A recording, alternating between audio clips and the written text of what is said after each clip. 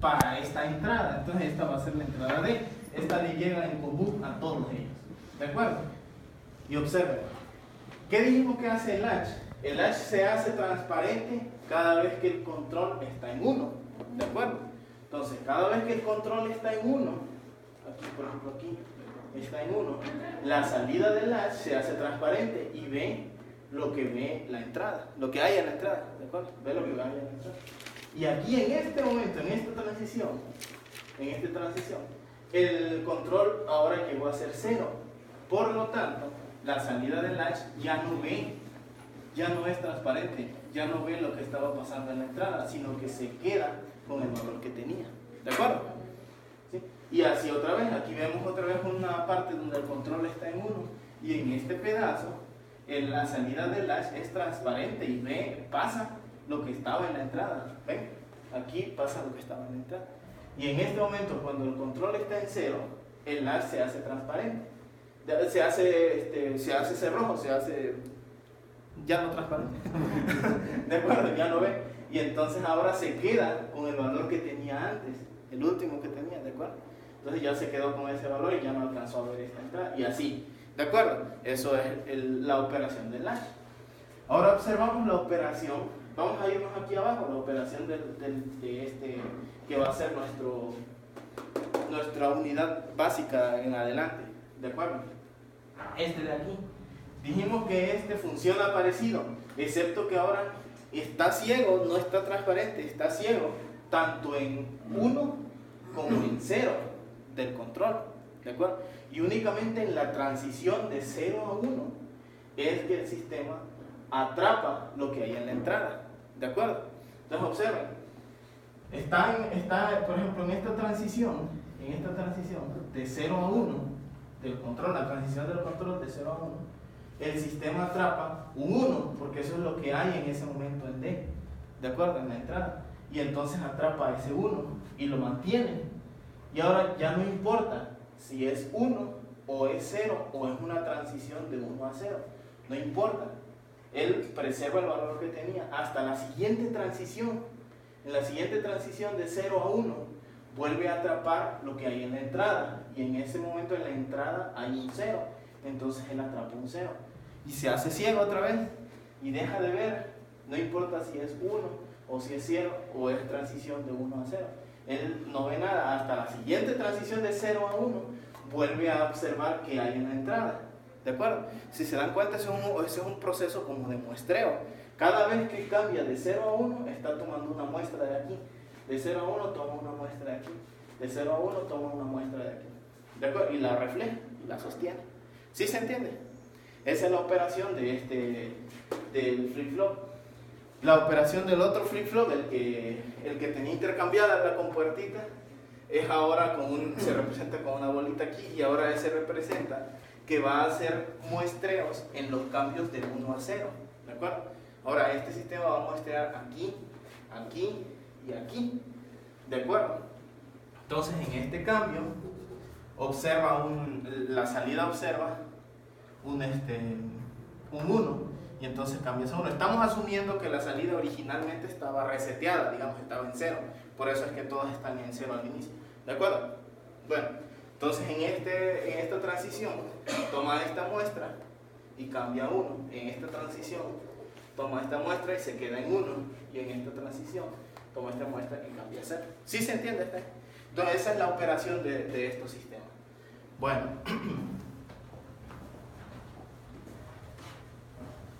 Lo interesante de esto, y es lo que vamos a observar más adelante, es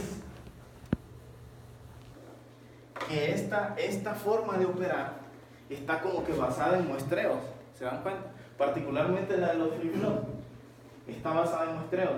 Vamos a utilizar de ahora en adelante, nótese que estos dos operan de manera similar, ¿de acuerdo? Nada más que operan en flancos distintos. Este de aquí opera en el flanco que llamamos flanco de subida, ¿de acuerdo? En la transición de 0 a 1.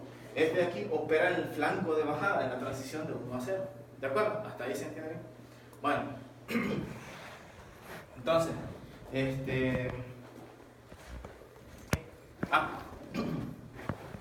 nótese que la operación es la misma excepto por los flancos donde muestreamos.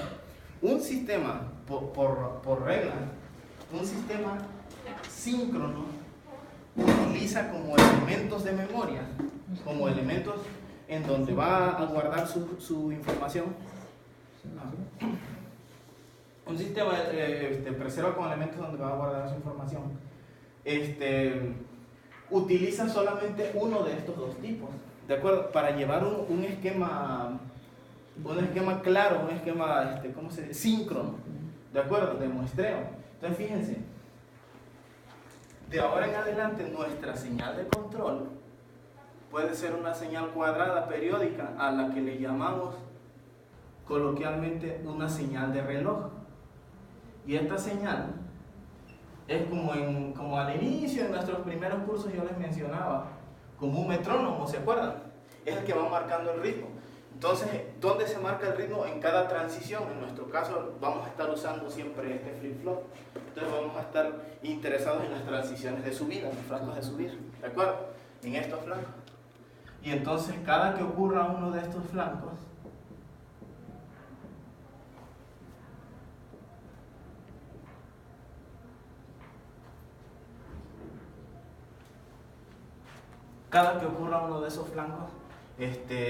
habrá una captación de información, ¿de acuerdo?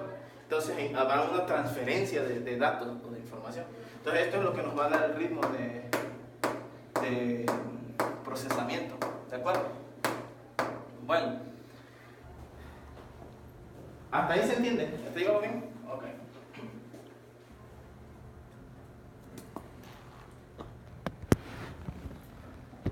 ¿Qué es?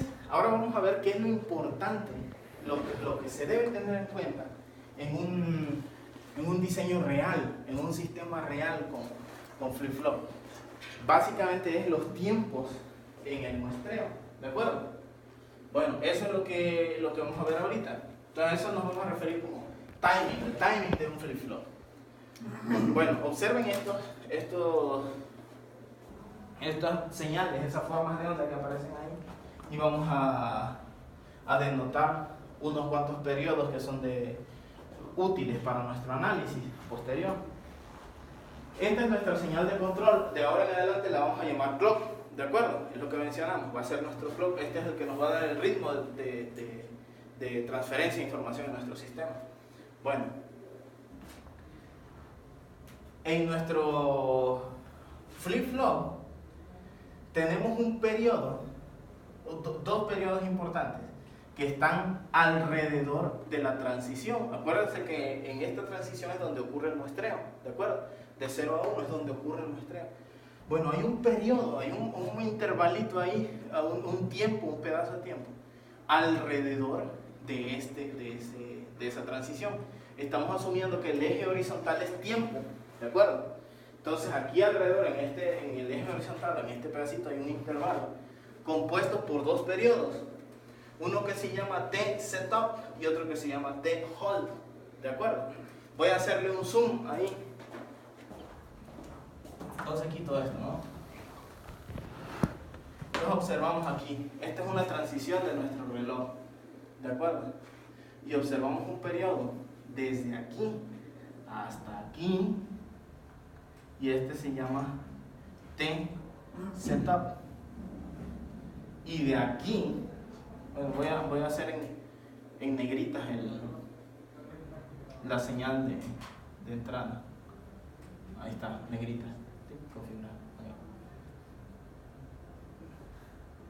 Nuestro reloj, aquí está nuestra señal de reloj. ¿De acuerdo? Esa es la señal de reloj. Entonces aquí está nuestro periodo T-setup y aquí hay otro periodo, otro pedacito de tiempo, otro intervalo aquí, que es T-hold. Este de aquí es T-hold. ¿De acuerdo? Bueno, estos tiempecitos son un intervalo, un periodo en el cual la señal de entrada no debe variar más. ¿De acuerdo? La señal de entrada debe estar estable. Dentro de estos tiempos, la señal de entrada debe estar estable para que el flip-flop sea capaz de hacer un buen muestreo. ¿De acuerdo? Para que la pueda atrapar. ¿Sí me explico? Entonces estos tStop y tHold son dados por el fabricante, ¿de acuerdo? ¿Qué querríamos nosotros idealmente? Pues que estos tiempos fueran tan pequeños como sea posible, ¿no? Para que nuestro sistema tenga chance de variar y de estar inestable. ¿Sí me explico? Entonces vamos a ver. Este es nuestro flip-flop. Aquí está Q. No, aquí está D, perdón. Aquí está D. Aquí está Q y aquí está clock. Y observen que para un flip-flop la entrada de control clock siempre se dice así, CLK como clock, y se pone una cuña ahí, ¿de acuerdo? Bueno, entonces estamos diciendo que la señal que venga aquí viene variando, ¿no? 0, 1, 0, 0, 0, 1, etc. La señal que está aquí no debe variar más, se debe quedar ya en el valor que uno quiere muestrar, se debe quedar fija ya en ese valor durante este tiempo, desde aquí hasta aquí. O sea, durante el tiempo tStop más tHold. ¿De acuerdo? ¿Sí se entiende? En esa ventana no debe variar la señal y con eso garantizamos que este va a pasar bien a su salida lo que captó en la entrada. ¿De acuerdo? ¿Sí se entiende? Bueno, entonces tStop es el tiempo que la señal debe estar estable, la señal de entrada debe estar estable antes de la transición de reloj, y tHold es la señal en que debe estar estable después de la transición. ¿Hasta ahí se entiende bien? Bueno, entonces este es el primer periodo. Observemos ahora que hay otro periodo. De aquí a aquí hay otro periodo. Este se llama tCQ. Voy a usar este mismo dibujito y ahora para hacer el zoom de la siguiente, ¿de acuerdo? Lo voy a quitar aquí.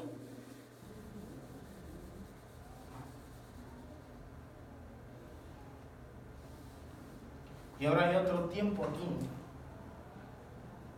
Otro tiempo aquí. Que se llama tCQ. ¿De acuerdo? Y ese tiempo tCQ es el tiempo que tarda nuestro flip-flop en dar la respuesta de lo que muestreó. ¿De acuerdo? Es el tiempo que él tarda. Él muestreó algo y asumiendo que nosotros respetamos estos tiempos de aquí, asumiendo eso, entonces lo muestreó bien. ¿De acuerdo? Entonces muestreó bien algo que estaba aquí, vamos a decir un 1, lo tomó. Y después de tCQ, después de este periodo, después de tCQ, es que nos da el valor que él muestreó, nos da la salida. ¿De acuerdo? Entonces a esto se le llama tiempo clock to Q. ¿De acuerdo? Clock desde el momento de muestrear hasta el momento de salir. ¿De acuerdo? tCQ, ese es tCQ. ¿Sí se entiende? Este de aquí. ¿Sí? Bueno. Y aquí hay un tercer ejemplo en este pedazo. Hay un tercer ejemplo que se llama Setup Time Violation. Bueno, violación del tiempo setup. ¿De acuerdo? ¿Por qué violación? Porque aquí nuestra señal de entrada, fíjense aquí, en este lado de aquí, nuestra señal de entrada se quedó estable en el periodo que habíamos mencionado. Entonces el sistema muestreó bien. Después de un tCQ, respondió a lo que yo había observado aquí, era un 1. ¿De acuerdo? Y aquí otra vez, nuestra señal se quedó estable. Y aquí él muestreó, y después del tiempo tCQ dijo, lo que yo había muestreado era un 0. ¿De acuerdo? ¿Sí? ¿Sí se entiende? Pero aquí está la violación porque nuestro tStop es aquí y adentro de esta ventana la señal cambió. ¿De acuerdo? Entonces no cambió afuera, ni se quedó estable, sino que cambió adentro. No estaba estable, cambió adentro. Entonces este sistema no sabemos, no está garantizado, si cambió aquí adentro, no está garantizado que haya cloqueado correctamente, que haya muestreado correctamente. ¿De acuerdo? Entonces como no muestreó correctamente, aquí no sabemos qué nos va a dar. ¿De acuerdo? ¿Sí se entiende? Esa es en términos generales la operación de nuestro flip-flop. ¿Sí se entiende? ¿Sí es claro? Bueno, estos tiempos, tStop, tHold, tCQ, esos tiempos, los que pusimos aquí, tStop, tHold, tCQ, son dados por el fabricante. ¿De acuerdo? Y estos, como veremos ahora, esos tiempos limitan qué tan rápido puede ir nuestro clock, ¿de acuerdo? Esos tiempos limitan la frecuencia máxima que podemos bloquear en estos sistemas. ¿Sí se entiende hasta ahí? ¿Vamos bien? Bueno, entonces seguimos adelante. ¿Puedo borrar esto de aquí, no? Sí.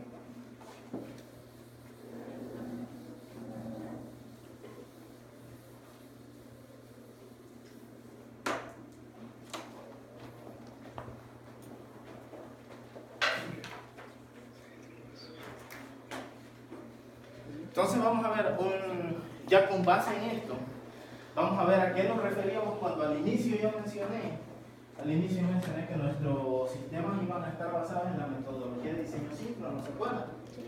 Entonces vamos a ver diseño síncrono contra diseño asíncrono en forma más gradual, o de forma más gradual, menos abrupta en cuanto a la explicación.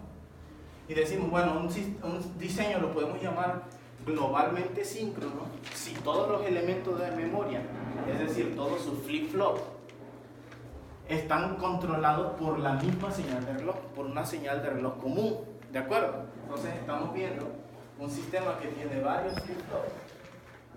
Aquí está uno. Voy a quitar sus señales de entrada y salida para que sea más simple. Aquí hay otro, aquí hay otro, aquí hay otro, aquí hay otro, etc. Todos estos son flip-flops utilizados en el sistema y todos ellos están alambrados con el mismo reloj, con la misma señal de reloj, ¿de acuerdo? ¿Sí se entiende? Entonces a este sistema le llamamos un sistema globalmente síncrono, en el sentido de que todo nuestro sistema está sincronizado por esa señal, ¿de acuerdo? Bueno, se debe tener en cuenta que no un sistema, si es demasiado grande, si ocupa demasiado espacio, vamos a imaginarnos en una tarjeta, en un pedazo ¿de qué son las tarjetas? De baquelita. Bueno, un pedazo de tarjeta, ¿de acuerdo? Bueno, si el sistema ocupa demasiado espacio, es probable que tenga que ser bloqueado, que tenga que ser sincronizado por un reloj lento, ¿de acuerdo? Si el reloj, si la demanda, lo que nosotros queremos es que sea rápido, que funcione con un reloj más alto, nosotros tendríamos que condensar nuestro sistema más chiquito, ¿de acuerdo? Porque las distancias a altas frecuencias se comportan como circuitos distribuidos, ¿de acuerdo? Con sistemas con parámetros distribuidos y provocan retrasos, desfases, impedancias, efectos que no queremos, ¿de acuerdo? ¿Sí se entiende? Bueno, entonces en nuestro esquema nosotros vamos a asumir de aquí en adelante que nuestros diseños van a ser globalmente síncronos, porque la tecnología que tiene el FPGA está bien pensada para ser globalmente síncrono, ¿de acuerdo? ¿Sí se entiende hasta ahí?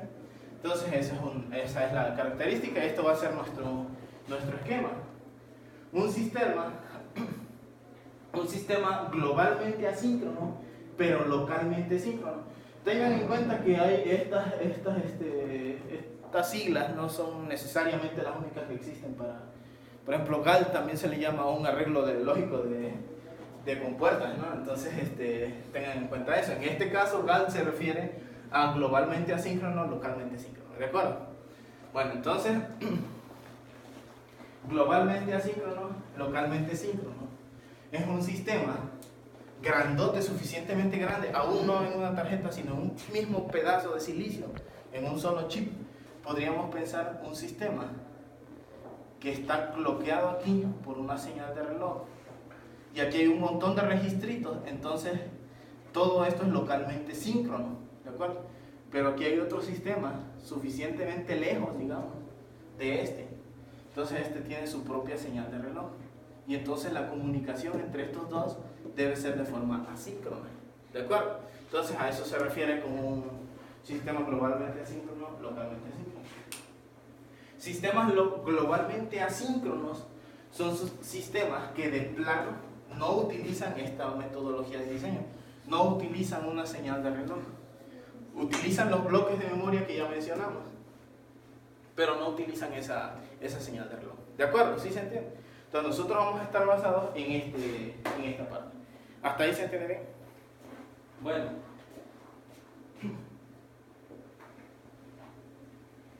ahora bien, ¿qué ventajas tiene o por qué el diseño síncrono? La metodología de diseño síncrono es la más común, la más establecida actualmente. ¿Por qué?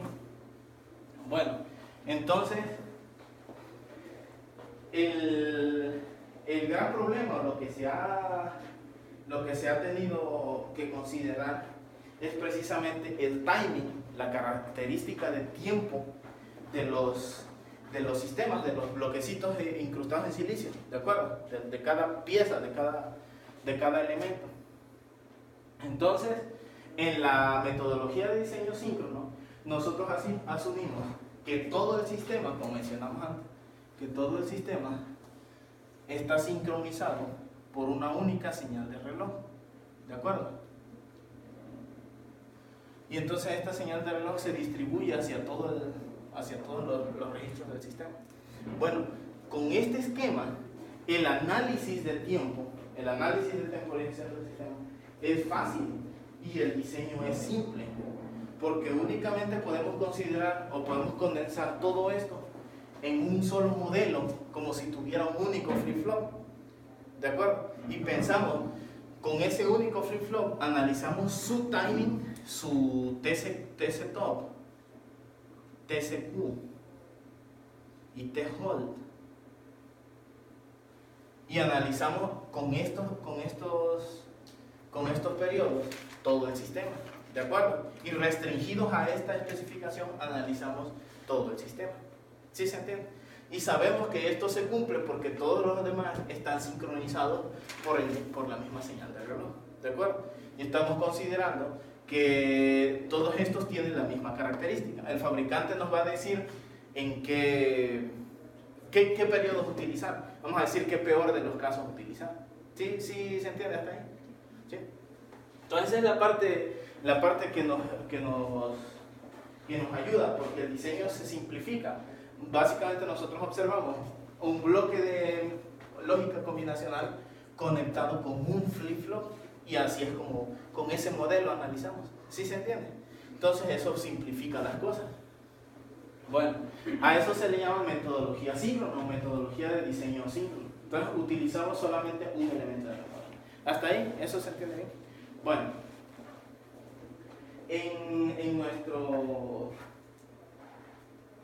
en nuestra plataforma, en el FPGA, todos los FPGA y de hecho los diseños basados a chip también hacen lo mismo, pero voy a utilizar como referencia nuestra plataforma, que son los FPGA de Altera. Bueno, en cualquiera de ellos el reporte es basado en la metodología síncrona, ¿de acuerdo? Entonces cuando el sistema nos dice no corras al sistema a más de 150 MHz, ¿de acuerdo? Entonces nos está diciendo, no corras el tiempo a más, no bloquees el sistema a un periodo menor a 1/150 MHz. ¿De acuerdo? Tu periodo no debe ser menor a este número, ¿de acuerdo? Entonces, basado en la metodología síncrona, así es como el sistema como el sintetizador, después de que nosotros hayamos descrito nuestro diseño, el sintetizador nos responde. Tu sistema tiene este timing, o sea, no puede correr a más de esto porque estarías violando los tiempos de tus flip-flops. ¿Sí se entiende hasta ahí? Digo. En ese aspecto, ese tiempo va a depender del equipo que estamos utilizando. Sí. Y del modelo del equipo. ¿Cómo del modelo? Ajá, es decir, otro modelo, bueno, por ejemplo, si un modelo me dice de que trabaja a 150, si se implementa ese mismo circuito en otro modelo, ¿puede darme un mayor rendimiento? Sí. Sí, se puede. Sobre todo si es un chip más nuevo. Los chips nuevos están fabricados con tecnología nueva, ¿de acuerdo? Tecnología nueva, transistores más chiquitos, menos portadores de carga fluyendo a la misma velocidad, ¿de acuerdo? Entonces es menos tiempo en términos generales de capacitancia parásitas menores. ¿Sí me explico? Entonces sí te puede dar. Otra estrategia que es la que comúnmente se utiliza, sobre todo en nuestra investigación, digo nuestra refiriéndome a los investigadores que están en el mismo campo que el mío, es cómo arreglar la arquitectura asumiendo que ya estás fijo en tecnología, asumiendo que ya tienes una tecnología y que migrando del FPGA Cyclone 4, que fue en el 2010, al FPGA Cyclone 5, que fue en 2014 o 15, creo, no me acuerdo. ¿De acuerdo? Migrar de aquí a aquí no te ayuda mucho. Entonces la investigación es cómo rayos le hago para modificar mi arquitectura y que se vea un cambio significativo. ¿De acuerdo?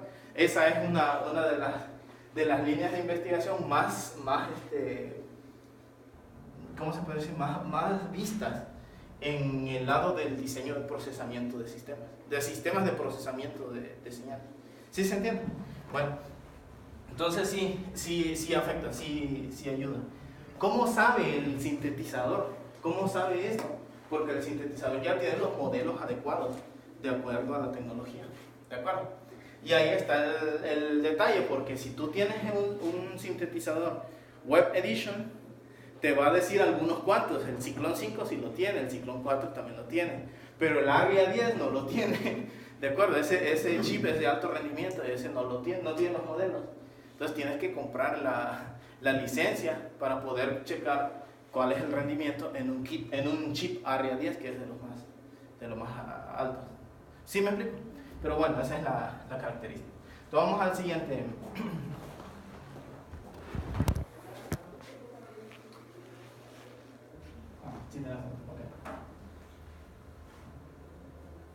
Y entonces aquí está el sistema, lo que decíamos, el modelito que podemos utilizar. Aquí está.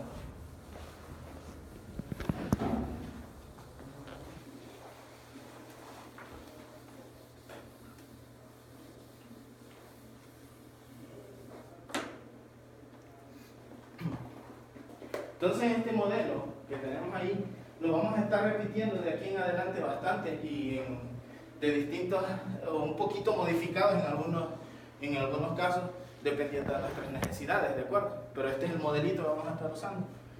Y es un flip-flop. Podríamos asumir que este sistema es un conjunto de flip-flop, asumiendo que este fuera un conjunto de bits en lugar de un bit, ¿de acuerdo? En un flip-flop dijimos esto es un bit y esto es un bit, pero si este sistema fuera un bus de n bits, entonces diríamos esto es un conjunto de n flip-flops, le llamaríamos un registro, ¿de acuerdo? ¿Sí se entiende? Bueno, entonces vamos a estar usando este modelo y decimos aquí tenemos un flip-flop, tenemos aquí un bloque combinacional, como los bloques combinacionales que ya conocemos, y aquí tenemos otro bloque combinacional, ¿de acuerdo? Y de ahí que a esto se le refiera como lógica, simplemente un bloque lógico, ¿de acuerdo? Una lógica de estado siguiente, una lógica de salida, ¿de acuerdo? Y ahora los nombres, estado siguiente y salida. ¿Por qué estado siguiente? Bueno, aquí esta lógica recibe estas entradas y recordemos esto de aquí a aquí responde idealmente de forma inmediata, ¿se acuerdan? No tiene que esperar clock ni nada porque es lógica, es combinacional. Entonces aquí metemos algo y saca algo, esto es como una función, ¿se dan cuenta? Es una función, entran números, salen números rápido. Bueno, y entonces, pero fíjense que esta lógica depende, una de sus entradas viene de esta salida, ¿de acuerdo? De aquí. Y esta salida está fija, porque es salida del flip-flop, ¿se dan cuenta? Está fija. Esta salida no se mueve hasta que haya un cambio aquí, una transición, un muestreo aquí. ¿De acuerdo? Mientras tanto está estable, fija. Entonces esta salida está fija. Vamos a asumir por el momento que esta entrada está fija y entonces esto de aquí está fijo en un estado siguiente. Este valor, cuando llegue la transición aquí, clock hacia arriba, de 0 a 1, este valor se va a transparentar hacia acá. ¿De acuerdo? ¿Sí? Y entonces ahora ese va a ser el estado actual de nuestro sistema. ¿De acuerdo? Se va a hacer el estado actual y esto se repite otra vez. Ese estado actual va a hacer que este sistema calcule un nuevo estado que va a estar aquí esperando hasta nuestro siguiente muestreo y en el siguiente muestreo este estado pasa para acá. ¿Sí me explico? ¿Sí quedó claro? Y entonces esto se llama estado siguiente porque está esperando y esto se llama el estado actual porque este es el que ya pasó. ¿Sí se entiende? Bueno, entonces así le llamamos a esto. Estado siguiente, lo que está en la entradita del flip-flop. Estado actual, lo que está actualmente en el flip-flop. ¿De acuerdo? ¿Sí se entiende? Bueno, entonces fíjense, de ahí que esto se llame lógica de estado siguiente, porque esto sirve para eso, para calcular el estado siguiente. ¿De acuerdo? ¿Sí se entiende? Acá tenemos la lógica de salida. La lógica de salida simplemente nos calcula una salida con base en la entrada al sistema y con base en el estado actual. ¿De acuerdo? Y nos calcula una salida. ¿Sí se entiende hasta ahí? ¿Sí es claro? Bueno, entonces básicamente ese es el modelo que estamos siguiendo. Entonces nuestro sistema tiene una entrada externa que asumimos síncrona, ¿de acuerdo? Asumimos que está síncrona, ¿se acuerdan que dijimos que todo el sistema está síncrono? Todo el sistema globalmente síncrono. ¿Sí se entiende? Bueno, entonces asumimos que esta entrada externa está síncrona y tenemos nuestra línea de reloj que está distribuida hacia todos los flip-flops, todos siguen este esquema. ¿Sí se entiende hasta ahí? Entonces ese es el modelo. Y esto que está aquí es lo mismo que yo dije, ¿de acuerdo? Entonces ustedes lo leen y verán que es lo mismo que yo dije. Entonces el único pedacito que falta es los glitches. Los glitches no tienen efecto siempre y cuando el estado siguiente esté estabilizado en el borde de muestreo, en el flanco de muestreo, ¿de acuerdo?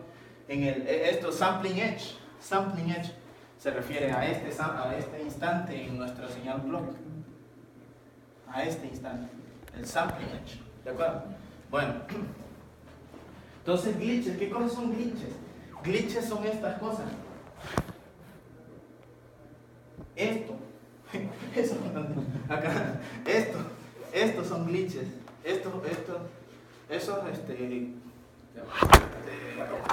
variaciones, esas variaciones así que ocurren en la entrada, así rapiditas, ¿de acuerdo? Esos son glitches. Bueno, nuestro sistema, usualmente esta es una recomendación, en todos los sistemas, cuando se diseñan les ponemos, imagínense, aquí está el sistema que diseñamos, y les ponemos en la entrada de inmediato un registro, clock, y a la salida otro registro. ¿De acuerdo? Como regla de diseño. Y ya aquí viene todo lo que estamos diseñando. Aquí hay una transformadora de Fourier. Bueno, pero acá lo que nos interesa ahorita son los flip-flops de la entrada y de la salida. ¿De acuerdo? Entonces hacemos esto. ¿Para qué? Para que a través de esta sincronización sirva como una especie muy burda de filtrado, una especie muy burda que nos permite deshacernos de los glitches. ¿De acuerdo? Porque esto nada más va tomando las muestras, así como aquí.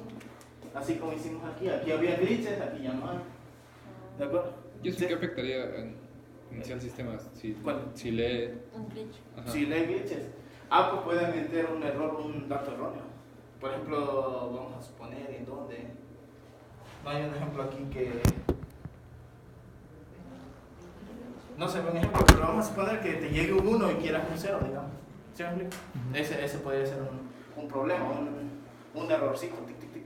Otra cosa es que todas las oscilaciones de 0 a 1, 0, 1, 0, 1, tic, tic, tic, tic, tic, esas cosas provocan consumo de potencia en el sistema. ¿De acuerdo? Voy a hablar un poco sobre el consumo de potencia. Eso creo que viene más adelante, así que cuando venga ya no lo haré. ¿En qué estamos? Bueno, consumo de potencia. En nuestro sistema hay dos cosas que consumen potencia, dos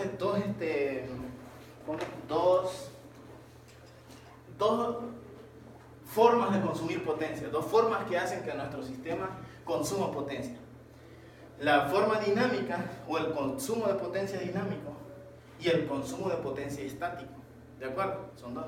Bueno, el consumo de potencia estático es la corriente que se mueve a través de este sistema, el flujo de información que se mueve hasta este sistema, estando todo el sistema apagado.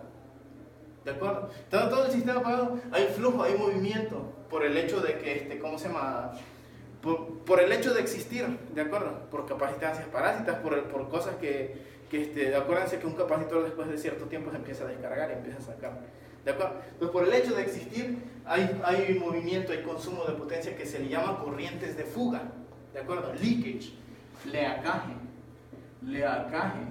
leakage current, ¿de acuerdo? Corrientes de fuga. Esas cosas provocan un consumo de potencia en el sistema, ¿de acuerdo? Eso es consumo de potencia estático. Nomás por estar ahí el sistema está consumiendo potencia. Otro consumo es el consumo de potencia dinámico. El consumo de potencia dinámico es lo que consume cuando el sistema está en operación, ¿de acuerdo? Cuando está funcionando el sistema. Bueno, ese consumo de potencia dinámico tiene alta proporción, es altamente proporcional a las oscilaciones que ocurren en sus buses. Si tiene más oscilaciones, más consume, ¿de acuerdo? Si hay más oscilaciones, más apretadas, es que hay más frecuencia, ¿de acuerdo? Una mayor frecuencia. Entonces, si hay más oscilaciones, el sistema más consume. Entonces, el consumo de potencia dinámico es proporcional a la frecuencia, ¿de acuerdo? En este caso, los glitches también afectarían en ese aspecto, ¿de acuerdo? Están haciendo unas variaciones ahí que por un lado te pueden introducir error, por otro lado te hacen consumir potencia. Claro.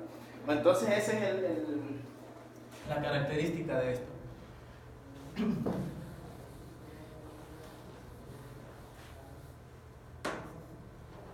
Bueno, vamos a seguir. Voy a mencionar más cositas conforme avancemos respecto al consumo de potencia. Entonces estábamos con glitches. Ahora aquí. Bueno, entonces dice, en cuanto a la síntesis, el análisis, el sistema o la síntesis de un sistema se reduce a instanciar bloques de memoria, ¿de acuerdo? Junto con bloques combinacionales que voy a dibujar con nubecitas.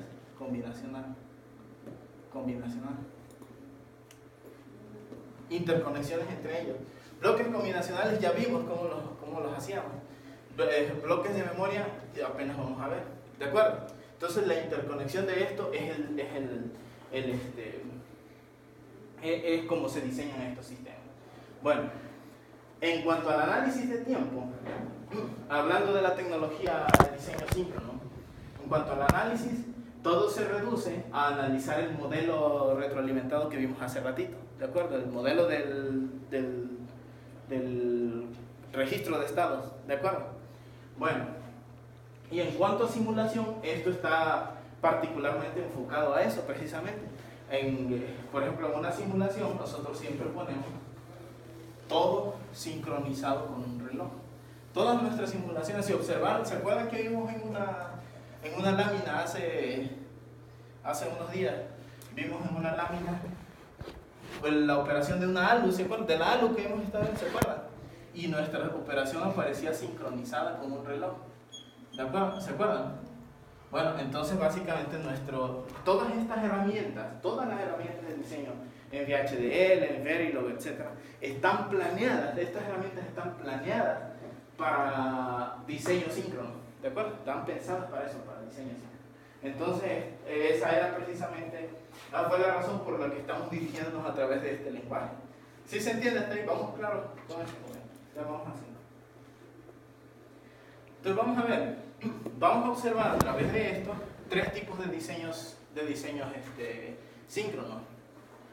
Vamos a ver diseños regulares, diseños aleatorios, diseños combinados, ¿de acuerdo? ¿A qué se refiere esto? Esto no se refiere demasiado a algo técnico, es más bien una clasificación heredada de los comportamientos que se obtienen usualmente en nuestros sistemas, ¿de acuerdo? Entonces decimos, un circuito secuencial regular es aquel, por ejemplo, que tiene una lógica regular. Dijimos, este es el esquema, ¿no? Nuestro esquema es así, esto se retroalimenta, aquí hay una entrada in del sistema, esto va para acá, y esto de aquí es lógica, entonces esto es lógica, y aquí sale, ¿de acuerdo? Y este es el estado next state, y este es current state, ¿cómo se llama? estado registrado, reg state, estado registrado. Así era, ¿no? Bueno, entonces este es nuestro modelo y vamos a decir, un ejemplo sería un sistema como un contador. Un contador. Este contador usa un bloque lógico, esta es la lógica, este es el bloque lógico combinacional que nosotros ya hemos estado haciendo antes, ¿de acuerdo? Y este hace, que es esto más 1, ¿de acuerdo? Entonces tiene 0 más 1, 1 más 1, 2 más 1, 3 más 1, 4, ¿de acuerdo? Y este es un contador, y es un sistema regular, porque esta es una lógica regular, ¿de acuerdo? Un lógico que ya conocemos, ¿sí? A eso se refiere con esto. Ahora, un circuito secuencial random, sería uno en el que la lógica de aquí no sabemos qué es, no necesariamente es un sumador, ni lo que hace es sumar 1 más 1 más 1. Es una lógica que nos lleva a través de una serie de estados, ¿de acuerdo? No sabemos cuál es, una serie de estados para una función en específico. A eso nos referimos con random. ¿Sí se entiende? Bueno, entonces esto, cuando nosotros no sabemos qué lógica es, pero sabemos la secuencia de estados que queremos, entonces lo vamos a diseñar de una manera diferente. Y a esto nos referimos como una máquina de estados algorítmica. ¿De acuerdo? Máquina algorítmica de estados. FCM es máquina de estados finitos. Máquina de estados finitos. ¿De acuerdo? Y el método es máquina de estados algorítmica. Bueno, ¿sí se entiende hasta ahí? Entonces a eso se refiere con Random Sequential Circuits. Y finalmente, circuitos secuenciales combinados son los que tienen las dos cosas. Combinados son los que tienen las dos cosas. Tienen una máquina de estados finitos, o sea, un random, una con lógica random. Aquí no sabemos qué es una lógica random. Se retroalimenta aquí. Y esto sirve para dar una secuencia de pasos, ¿de acuerdo? Y esta secuencia de pasos se conecta con otro que tiene registros y lógica conocida, sumadores y restadores e incrementadores, más 1, ¿de acuerdo? Y esto se comunica también para acá. Y entonces este le está diciendo, vas a hacer esto, después vas a hacer esto, después vas a hacer esto. Y esta parte lo hace. Primero hago esto, después hago esto, después hago esto. ¿Sí se entiende? Entonces este es un sistema combinado. Y a eso le llamamos una máquina de estados finitos con una ruta de datos. ¿De acuerdo? Una máquina de estados finitos aquí con una ruta de datos. O bien le llamamos un control aquí. Un control unit y una ruta de datos. Este es un más 1, ¿no? Este es un más 1. Y aquí una ruta de datos, data, path. ¿Sí se entiende? Y entonces este esquema que vemos aquí es el esquema básico para diseñar un microprocesador. ¿Sí se entiende? Un microprocesador es aquí, va diciendo, primero saca una instrucción, después decodifícala, después enruta los datos que quieres, después ejecuta lo que te pide la instrucción, después guarda todo en las memorias, después repite. ¿Sí es claro? Eso es lo que funciona. Entonces la unidad de control le va diciendo esto y la ruta de datos lo hace. ¿Sí se entiende hasta ahí? Entonces eso es lo que nos faltaba. Lo que nos faltaba era la unidad de memoria, y ya teniendo memoria y teniendo lógica podemos dominar el mundo con eso. ¿Sí se entiende? ¿Sí va claro? Ok. Entonces, seguimos. Entonces a eso se refiere. Regular sequential circuits son estas de aquí. Circuitos regulares.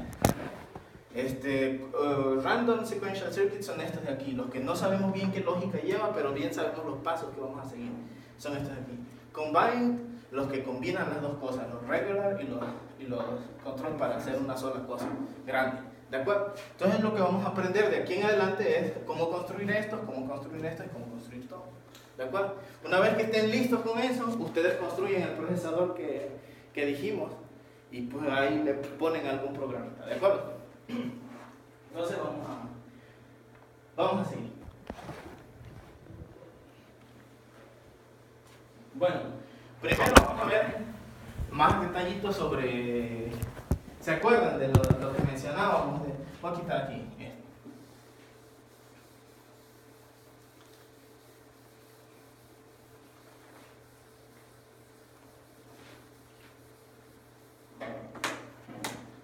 Una pregunta, ¿ustedes me están grabando? ¿Puedo mandar un saludo a mi mamá que está? No, no es cierto. Sí, es que están grabando. Bueno, no lo vayan a subir, presérvenlo para ustedes. Ah, sí, no, está bien. Órale, pues. Mamá, te amo mucho, si estoy trabajando, no me fui de pinta, bueno. Entonces, seguimos.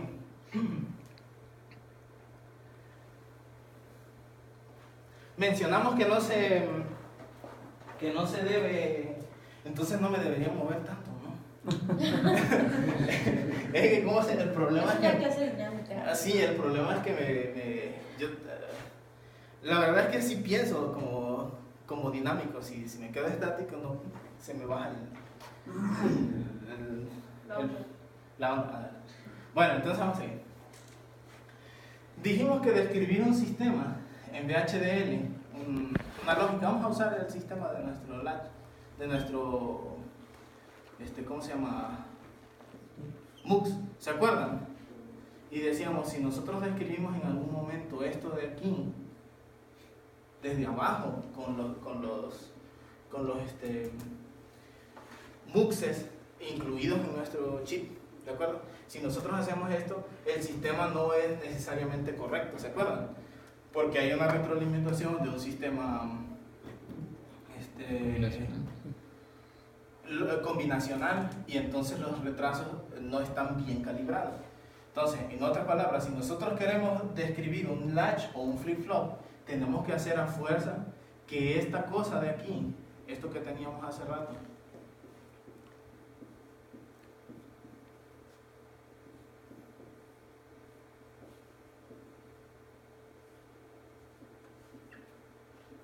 era así, ¿no? ¿Cómo era? Sí. Y este aquí, ¿no? Con una... Así era, ¿no? Bueno, que esta cosa de aquí se instancie correctamente, ¿de acuerdo? Se jale correctamente para poder utilizar los bloques correctos que tienen esto de aquí. Los bloques correctos de Q clock.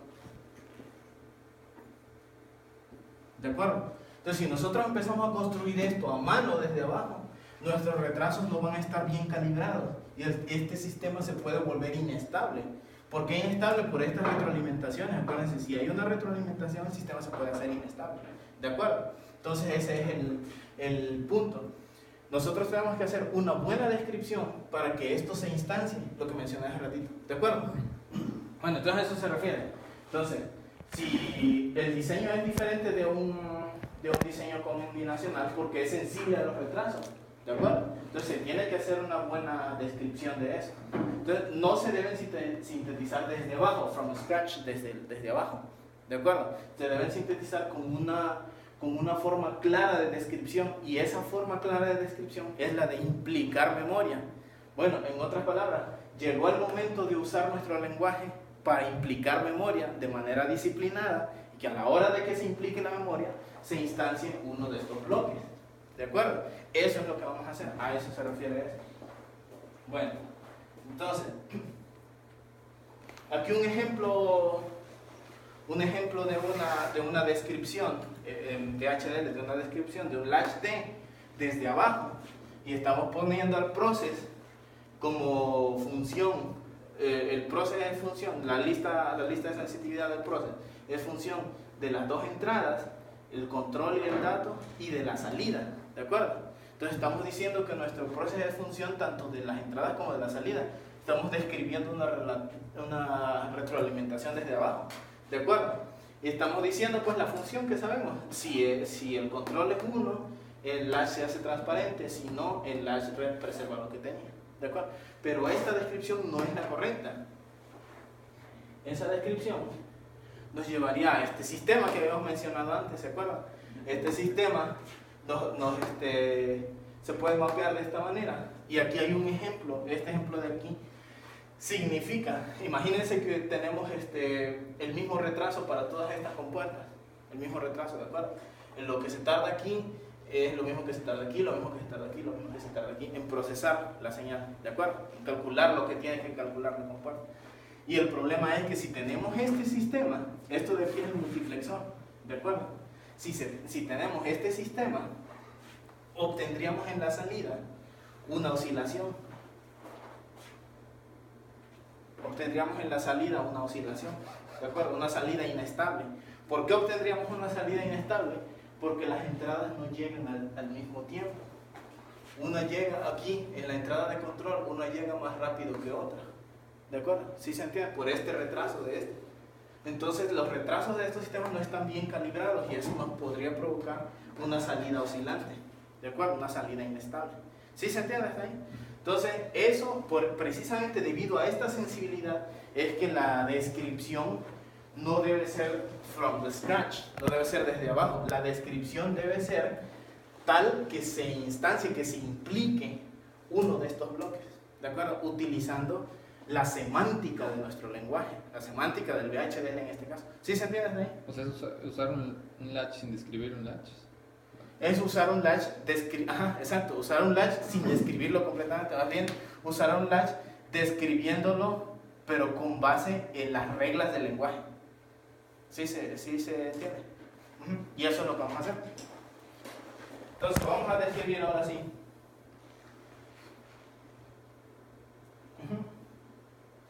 Y esto es lo que mencionamos, ¿no?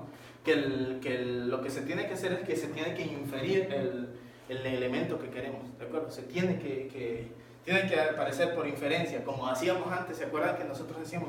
Tenemos que evitar que se infiera en memoria, ¿se acuerdan? Tenemos que inicializar todo a cero para que se evite la memoria implícita. Bueno, pues este es el momento de usar la memoria implícita. Así es como se van a diseñar los flip-flops. Entonces esta es la descripción para un latch. La descripción para un latch se incluye aquí, pero en nuestros diseños no vamos a utilizar latches porque dijimos que nuestros diseños van a ser síncronos, ¿se acuerdan?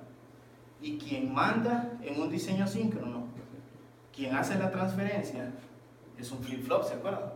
Los flip-flops son los que funcionan a través de estos ciclos, ¿de acuerdo? Entonces, voy a pasarme esta lámina, revisen esa lámina para ver cómo es el funcionamiento del latch en sus láminas que tienen ahí. Revísenlas, pero me voy a pasar esta y voy a ir directo al flip-flop, que es el que nos interesa, ¿de acuerdo? Bueno, y observen, esta es la descripción del flip-flop. Y... con esto vamos a terminar. Entonces, observen, tenemos en nuestro sistema la descripción del flip-flop. Nuestro sistema tiene una entrada D, nuestra entrada de control, que es el clock, y nuestra salida Q. Entonces, así están: entrada clock, entrada D, salida Q. Y describimos al sistema como un process. Así, esto que tienen aquí lo vamos a usar como una plantilla, ¿de acuerdo? Como una plantilla para describir a todos nuestros elementos cuando estén solitos, ¿de acuerdo? Bueno, y entonces decimos, tenemos un process dependiente únicamente del clock. ¿Quién es ¿se acuerdan que decíamos? Cada vez que se cambie el valor de esta entrada, el sistema se ejecuta su función. Entonces, en nuestro caso, nuestro sistema va a ser sensible al clock, ¿de acuerdo?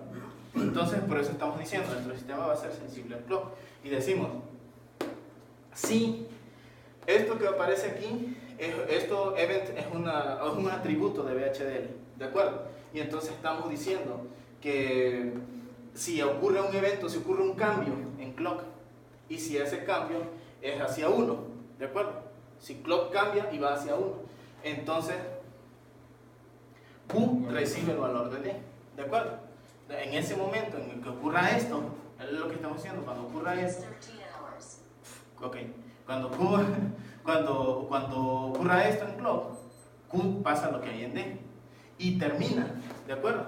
Y se acuerdan qué es lo que ocurre si nosotros terminamos ahí. Estamos haciendo una memoria implícita. Si no, Q preserva su valor, ¿de acuerdo? Y entonces, usando esa forma, el sintetizador entiende, esto es un flip-flop. ¿Sí se entiende? Así es como funciona, no nomás en este sintetizador, no nomás en esta herramienta, en todas las herramientas. ¿Sí es claro hasta ahí? Bueno, entonces mientras terminamos ¿de acuerdo? Vale.